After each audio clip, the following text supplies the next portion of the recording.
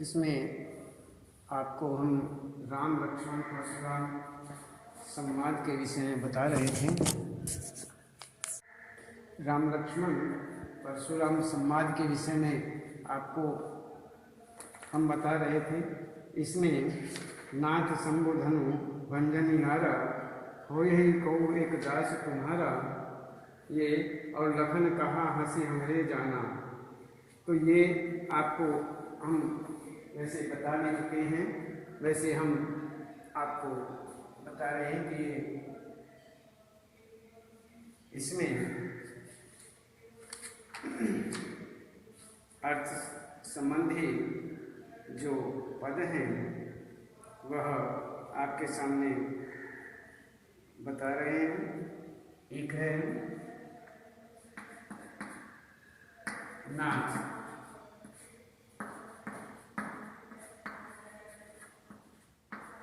नाथ शंभु धनु, नाथ शंभु धनु भंज निहारा।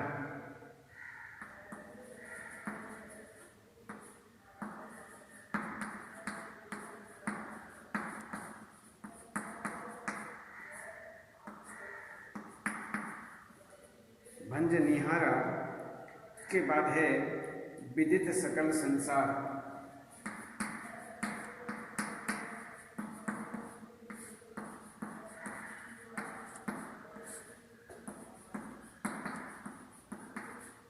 विदित सकल संसार।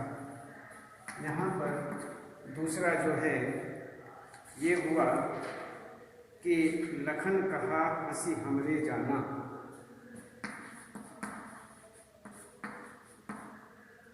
लखन कहा, लखन कहा हंसी हमरे जाना। इसमें हंसी हमरे जाना, लखन कहा हंसी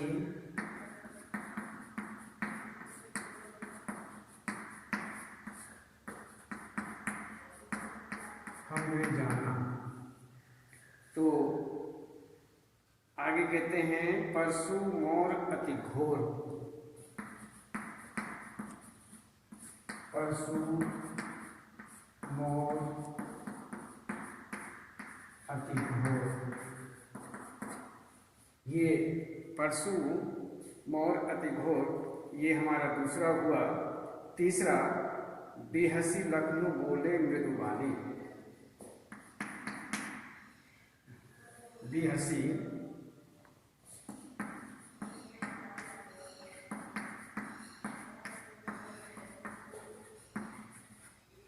लखनऊ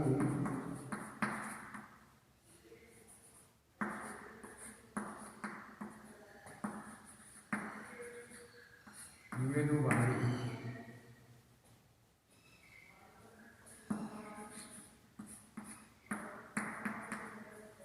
मृदुवानी बोले गिरा गंभीर।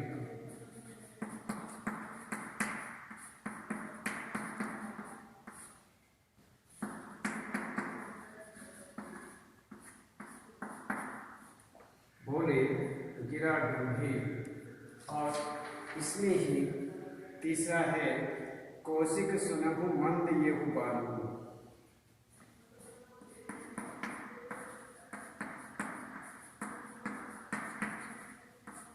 कौशिक सुनहु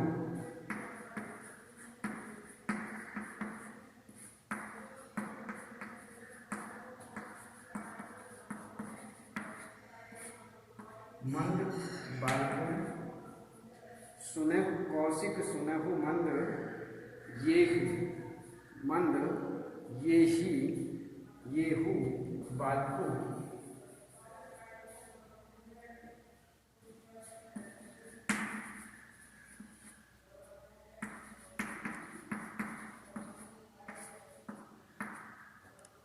येहू बालू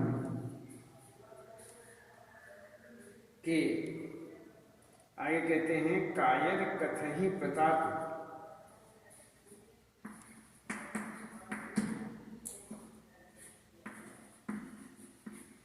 कायर कथहि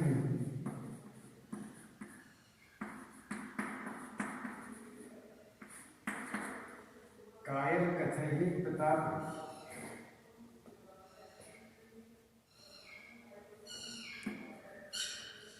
ये हुआ। उसके बाद तुम न तऊ कालू हाथ जनु मारा। फिर और आगे दिखाएंगे। सबसे पहले अब इन्हें देखते हैं।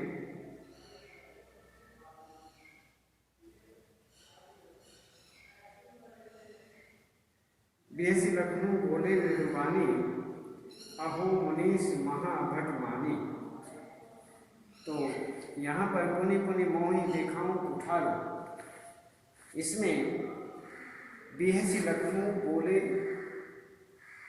मृदुबानी और कौशिक सुनहु मंद ये हो बाली। तो इसमें अब हम देखते हैं। सबसे पहले हमने आपको बताया था नाथ शंभु धनु भंजन निहारा, हो ही को एक दास तुम्हारा। तो इसमें हो गया लखन कहा हंसी हमरे जाना, परसु मोर अति घोर। ये भी आपका हो गया है। बेहसी लखनऊ बोले मृदुबानी, बेहसी मृदु बोले मृदुबानी और बोले गिरा गंभीर। कहते हैं कि इसमें ये बेहसी लखनऊ बोले मृदुबानी, अहो मुनीष, अहो मुनीष महाभट मानी। इसमें अब हम आपको ये बता चुके हैं। अब हम आपको ये बता रहे हैं तीसरा। और इसमें देखिए बेहसी लखनऊ बोले मृदुबानी, अहो मुनीष महाभट मानी। पुनि पुनि मोहि देखार कुठारा, कुठारू चहत उड़ावन फूंकी पहाड़ू। यहाँ कुंबड़वतियाँ को नाही, जे तर्जनी देखी मर जाही। देख कुठार सरासन बाना, मैं कछु कहा सहित अभिमाना। भृगुसुत समुझी जनेऊ बिलोकी, जो कछु कहूँ सहूँ विष रोकी। सुर महिसुर हरिजन अरुगाई, हमरे कुल इन्ह पर न सुराई। बंधे पाप पप कीर्ति हारे, मारत पाप परिय तुम्हारे। कौटी पुलिस सम बचनु तुम्हारा, व्यर्थ धरहु धनु बाण कुठारा।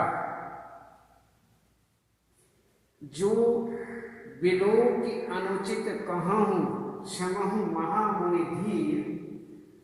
सुनि सरोस भृगुवंश मणि, बोले गिरा गंभीर। इसमें ये लक्ष्मण जो हैं परशुराम, और परशुराम की आत्म प्रशंसा सुनकर के इस प्रकार की अपनी ही प्रशंसा अपने मुख से सुनकर के जब परशुराम जी वहाँ पर आए और वह जोर जोर से बोलने लगे, क्रोध में आकर कहने लगे और अपनी प्रशंसा स्वयं करने लगे, तो ऐसा सुन करके लक्ष्मण हंस पड़े। हंसते हैं और हंसते हुए वह मृदु वाणी में बोलते हैं। मीठी वाणी, मृदु वाणी अर्थात मीठी वाणी, और हंसकर के मुस्कुरा करके बोलते हैं। तो इसमें कहते हैं हे मुनिवर, आप स्वयं को महायोद्धा मानकर के बार बार मुझे ये जो फरसा है ये दिखा रहे हैं। आप अपने को एक महायोद्धा समझते हैं और महायोद्धा आप अपने को स्वयं को समझ करके मुझे बार बार इस कुठारे को दिखाते हैं, इस फरसे को दिखा रहे हैं और इसे ऐसा लगता है कि फूंक से पहाड़ को उड़ा देना चाहते हो। मुझे ऐसा प्रतीत हो रहा है मानो आप एक पहाड़ को अपनी फूंक से उड़ाना चाहते हो। कहते हैं कि बिहसी लखनऊ बोले मृदुबानी, अहो मुनीसु महाभट मानी। अर्थात आप जो है महायोद्धा मान करके बार बार मुझे ये कुठार दिखा रहे हैं, फरसा दिखा रहे हैं।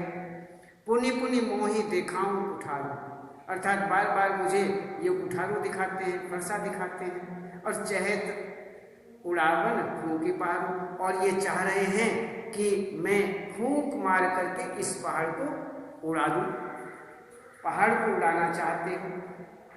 यहाँ कुंभड़वतियाँ को नाही, कहते हैं कि हम काशी फल के छोटे से फल जैसे अति निर्बल, जब बहुत ही निर्बल हैं, हम ऐसे नहीं जो तर्जनी के दिखाने मात्र से ही मुरझा जाएंगे।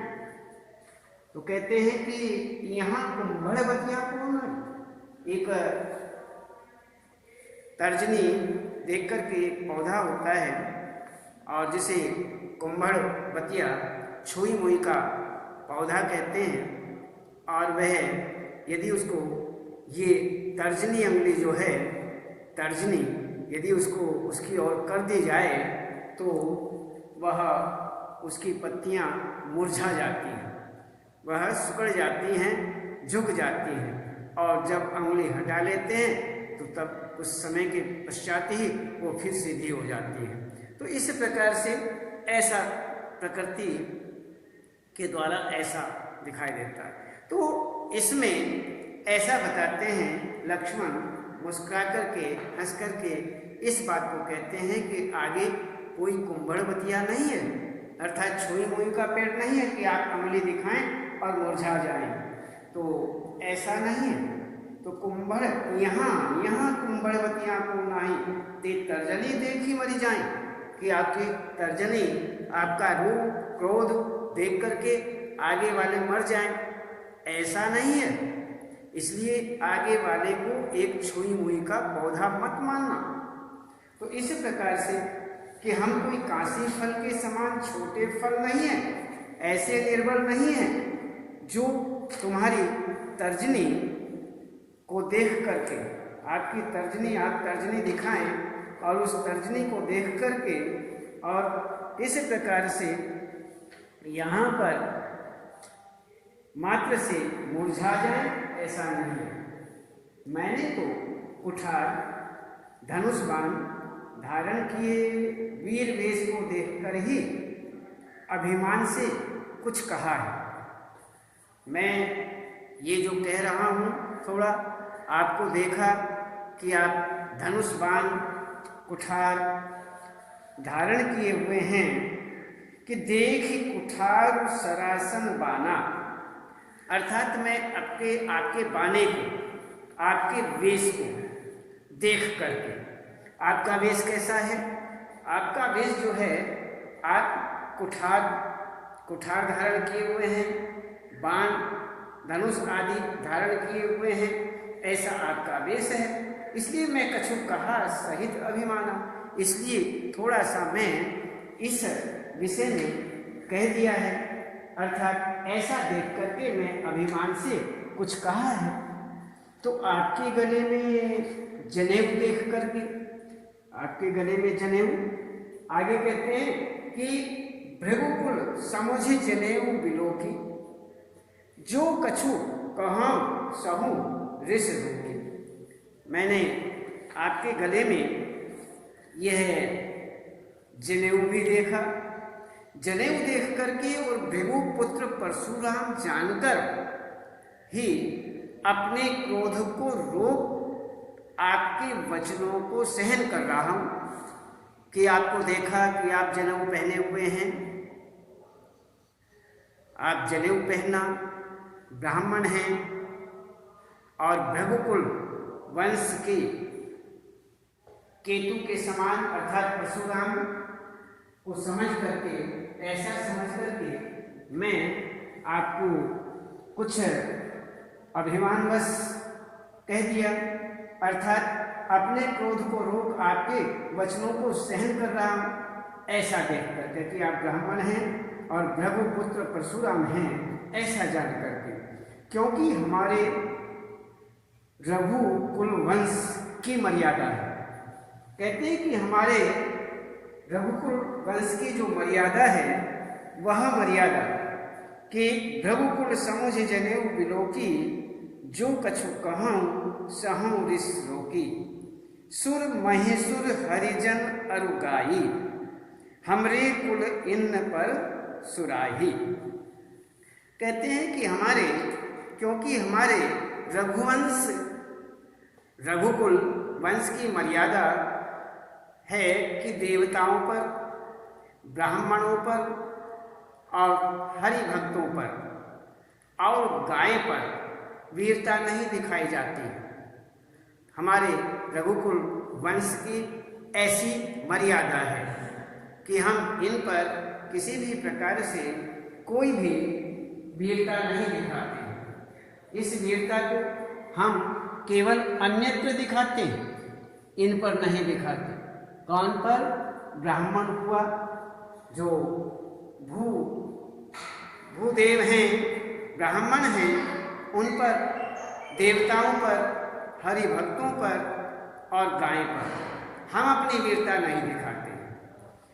इन्हें मारने से पाप लगता है और इनसे हारने पर अपयश मिलता है।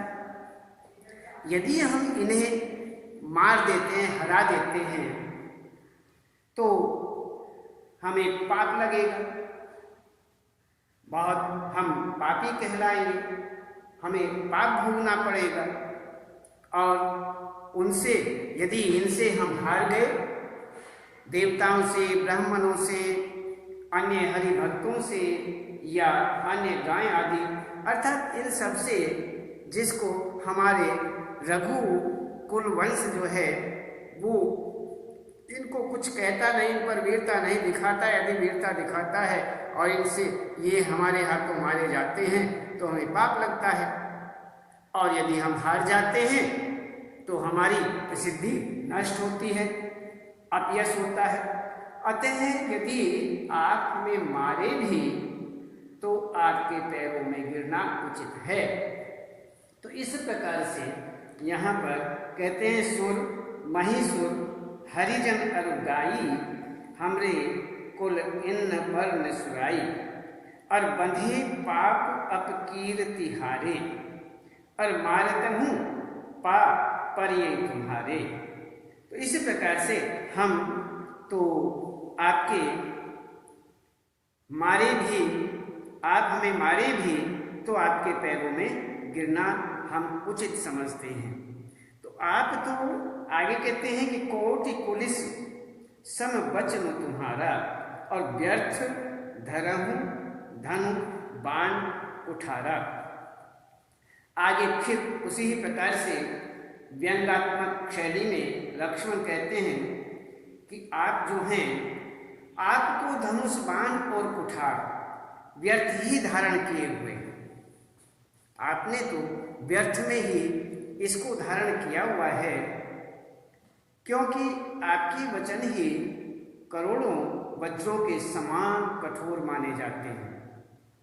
अतः धनुष बाण और कुठार को धारण किए हुए वीर वेश को देख करके मैंने कुछ अनुचित कह दिया हो तो हे धैर्यवान महामुनि, मुझे क्षमा कर दीजिए। इस प्रकार से यहाँ पर कहते हैं कि जो बिलो की अनुचित कहूँ क्षमाहूँ महामुनि धीर। हे महामुनि धीर परशुराम जी, यदि मैंने इन सब बातों को देख करके, इस वेश को देख करके कुछ अनुचित आपको कह दिया हो तो हे अक्षमा करने वाले धैर्य अर्थात धैर्यशाली वीर महामुनि धीर धैर्यशाली, आप मुझे अक्षमा करें, आप मुझे अक्षमा करने का कष्ट करें। तो इस प्रकार से मुझे अक्षमा कर दीजिए। यह सुनकर रघुवंश के मणि क्रोध करते हुए गंभीर वाणी में बोले। कहते हैं उसी समय जब उन्होंने लक्ष्मण ने कहा कि कौटि पुलिस सम वचन तुम्हारा व्यर्थ धरहु धनु बाण कुठारा, कि तुम्हारे जो वचन हैं यही करोड़ों वज्रों के समान हैं, तुम तो व्यर्थ ही यहाँ पर धनुष बाण आदि धारण करते हो, ये धारण करने व्यर्थ ही हैं। तो आपके वचन जो हैं यही करोड़ों वज्रों के समान कठोर हैं। तो आपके जो वचन हैं करोड़ों वज्रों के समान यही हैं, इसलिए आप तो सहज व्यर्थ में ही धनुष बाण आदि कुठार आदि धारण करते हैं। इसलिए हे वीर, इस प्रकार से यदि आप मुझे क्षमा करें, अर्थात धनुष बाण और कुठार को धारण किए हुए वीर वेश को देख करके मैंने जो भी कुछ अनुचित कह दिया हो तो हे धैर्यवान मुनि मुझे क्षमा कर दीजिए। यह सुनकर भृगुवंश के मणि क्रोध करते हुए गंभीर वाणी में बोले। आगे कहते हैं कि कौशिक सुनहु मंद येहु बालकु, कुटिल काल बस निज कुल घालकु, भानु वंश राकेश कलंकु, निपट निरंकुशु अबुधु असंकु, बालक बल होई ही क्षण माही, कहूँ पुकारी खोरी मोहि नाही, तुम हट कहूँ जो चहूँ पुबारा, कहीं प्रताप बल रोष हमारा, लखन कहूँ मुनि सुजसु तुम्हारा, तुम्हि अछत को बरनई पारा, अपने मुँह तुम आकनि करनी, बार अनेक भांति मृदु बरनी बहु बरनी, नहीं संतोष तो पुनि कछु कहूँ, जनि ऋष रोकि दुसह दुख सहु, वीर व्रति तुम धीर अछोभा, गारि देत न पागहु शोभा, सूर समर करनी करही, करी न जनावहि आप, विद्यमान रन पाई रिपु, कायर कथहि प्रताप। तो इसमें कौशिक जो परशुराम जी हैं, परशुराम जी कहते हैं कि लक्ष्मण का अपमानजनक व्यवहार देख कर के गंभीर होकर परशुराम विश्वामित्र से कहते हैं कि हे विश्वामित्र सुनो, यह कुटिल कालवश अपने कुल का नाश करने वाला है, बड़ा मूर्ख बालक है। यह सूर्य वंश में होते हुए पूर्ण चंद्र का कलंक है। कहते हैं कि यह हे कौशिक सुनो, मंद येहु बालकु, कुटिलु कालवश निज कुल घालकु, और भानु वंश राकेश कलंकु, निपट निरंकुशु और बुधु असंख्य, कि यहाँ पर क्रोधित होते हैं परशुराम जी और विश्वामित्र जी से कहते हैं कि हे विश्वामित्र सुनो, यह कुटिल कालवश अपने कुल का नाश करने वाला बड़ा मूर्ख बालक है। यह सूर्य वंश में होते हुए पूर्णचंद्र का कलंक है। यह निराउदंड, मूर्ख और निर्भीक भी है। क्षण में ही काल का ग्रास बनने वाला है। मैं पुकार करके कह देता हूं, मुझे फिर दोष मत देना। यदि तुम इस बालक की रक्षा करना चाहते हो तो मेरे प्रताप, बल और क्रोध के बारे में बताकर इसे रोक लो। तो इसी प्रकार से यहाँ पर वह क्रोध में आकर के ऐसा कहते हैं कि काल कबलु हो ही क्षण माही, कहूँ पुकारी खोरी मोहि नाही, तुम हट कहूँ जो चहूँ उबारा, कहीं प्रताप बलरोष हमारा, और लखन कहूँ सुनि सुजसु तुम्हारा, तुम्हि अछत को बरनई पारा। तो इस प्रकार से यहाँ पर लक्ष्मण ने कहा, हे मुनि, आपके यश का आपको छोड़कर और कौन वर्णन कर पाएगा।